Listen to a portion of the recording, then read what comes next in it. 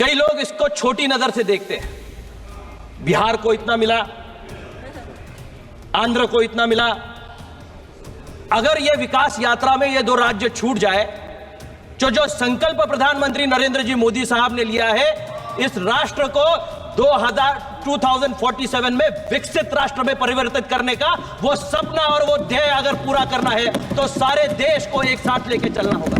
हर क्षेत्र में महाराष्ट्र इस देश के राजस्व में भी अव्वल रहा है, आर्थिक राजधानी भी रही है। महाराष्ट्र ने हमेशा ही राष्ट्र की उन्नति का काम किया है, कभी उसको पीछे खींचने का काम नहीं किया। और इस बार भी राष्ट्र को आगे बढ़ाने के लिए महाराष्ट्र कंधे से कंधा मिलाकर केंद्र सरकार के साथ महाराष्ट्र राज्य की सरकार खड़ी है। मेरे एक साथी थे, वो कल बोल रहे थे कुर्सी की पेटी बांधे रखिए, मौसम बदलने वाला है। जिस तरफ मौसम जाने वाला है उसका रुख क्या है ये देश जानता है, और उसीलिए नरेंद्र मोदी जी को तीसरी बार पंतप्रधान बनाया है, प्रधानमंत्री बनाया है। देश का रुख जमीन से जुड़े हुए लोगों के साथ है, कुर्सी की पेटी बांधने वालों के साथ। पुराची परिस्थिती माझ्या मतदारसंघापासून ते ग्रामीण भागातल्या या ठिकाणी अनेक महाराष्ट्रामध्ये कार्याकोपऱ्यापर्यंत येते। त्याच्यासाठी सुद्धा 3000 कोटीचं वर्ल्ड बँकेकडनं पॅकेज देण्यात आलंय। केंद्र शासनानं सुद्धा त्याला भरीव निधी त्या ठिकाणी देण्यात यावा की ज्याच्यामुळे या ठिकाणी त्याला मदत त्या ठिकाणी व्हावी। गड किल्ले हे महाराष्ट्राचं सौंदर्य आहे, महाराष्ट्राचं भूषण आहे। शिवछत्रपतींच्या गड किल्ल्यांवर अतिक्रमण वाढतायत। माझ्या जिल्ह्यामध्ये विशाळगडावर अतिक्रमण झालं, त्याच्यावर या ठिकाणी उद्रेक निर्माण झाला। मला आपल्याला विनंती करायची आहे, एएसआयचं याच्यावर मॉनिटरिंग झालं पाहिजे। एकाही गड किल्ल्यावर अतिक्रमण होता कामा नये, झालेली अतिक्रमण निघाली पाहिजेत। याच्यासाठी केंद्र सरकारने या ठिकाणी लक्ष घालावं। धैर्यशील माने जी प्लीज। धन्यवाद अध्यक्ष महोदय। अभी बिहार बोला, उसके बाद महाराष्ट्र का मौका आया है और बजट में आपका मैं अभिनंदन करना चाहूँगा, वित्त मंत्री जी का अभिनंदन करना चाहूँगा कि उन्होंने सारे राष्ट्र को आगे ले जाने का, एक समूचा राष्ट्र बनाने का स्वप्न देखा और उसे साकार करने के लिए इस ऐतिहासिक बजट को आपके सामने मद्देनजर रखा है। कई लोग इसको छोटी नजर से देखते हैं। बिहार को इतना मिला, आंध्र को इतना मिला। अगर ये विकास यात्रा में ये दो राज्य छूट जाए तो जो संकल्प प्रधानमंत्री नरेंद्र जी मोदी साहब ने लिया है, इस राष्ट्र को 2047 में विकसित राष्ट्र में परिवर्तित करने का वो सपना और वो ध्येय अगर पूरा करना है तो सारे देश को एक साथ लेके चलना होगा। और अगर कोई मां है, उसके कई बच्चे हैं, तो जो सबसे छोटा बच्चा है या कमजोर बच्चा है उस पर मां ज्यादा ध्यान देती है। सरकार ने अगर पिछड़े राज्य के लिए कुछ करने की कोशिश की है तो उसमें आपके पेट में क्यों दुखता है, इसका आपको ध्यान रखना पड़ेगा। महाराष्ट्र हमेशा अव्वल राज्य रहा है, आपको महाराष्ट्र का पता नहीं है शायद। हर क्षेत्र में महाराष्ट्र इस देश के राजस्व में भी अव्वल रहा है, आर्थिक राजधानी भी रही है। महाराष्ट्र ने हमेशा ही राष्ट्र की उन्नति का काम किया है, कभी उसको पीछे खींचने का काम नहीं किया। और इस बार भी राष्ट्र को आगे बढ़ाने के लिए महाराष्ट्र कंधे से कंधा मिलाकर केंद्र सरकार के साथ महाराष्ट्र राज्य की सरकार खड़ी है। मैं कुछ आंकड़े संसद के सामने देना चाहूंगा।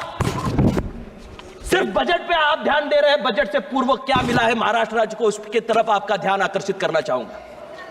महाराष्ट्र राज्य को 76,000 करोड़ रुपए का पोर्ट बजट होने। श्री माने जी एक सेकेंड।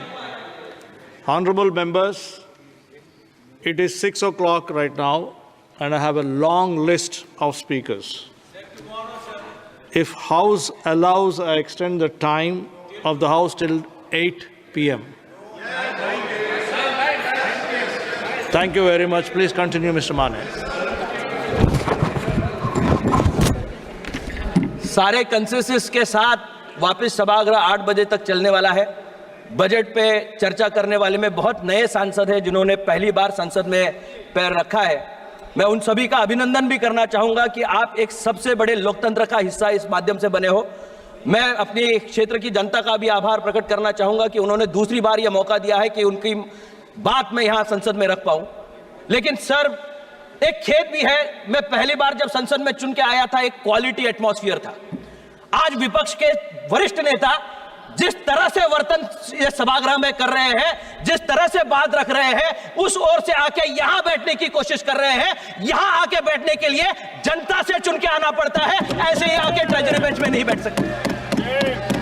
लेकिन यह दुर्भाग्यपूर्ण है कि इस डेकोरम को मेंटेन करने के लिए वरिष्ठ नेताओं को भी सोचना पड़ेगा कि क्या उदाहरण आप यहां संसद में रख रहे हो। निश्चित रूप से I am not yielding at all, I am not yielding. ये संसद सभी की है, अपनी बात रखने का आपको भी मौका मिलेगा, आप जरूर अपनी बात रखिए। Shri Mane ji, please address the chair. I would like to address the chair sir, लेकिन वहां से जो आवाज आती है ये कान से निकल नहीं पाती। Kindly address the chair. निश्चित रूप से सर,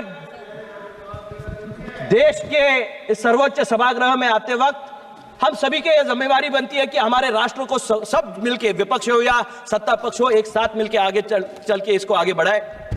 मैं कुछ चीजें बोलना चाह रहा था, उसमें 76,000 करोड़ रुपए का बजट में उसका प्रोविजन नहीं, उससे पहले ही महाराष्ट्र को केंद्र शासन ने उसमें दिया हुआ है।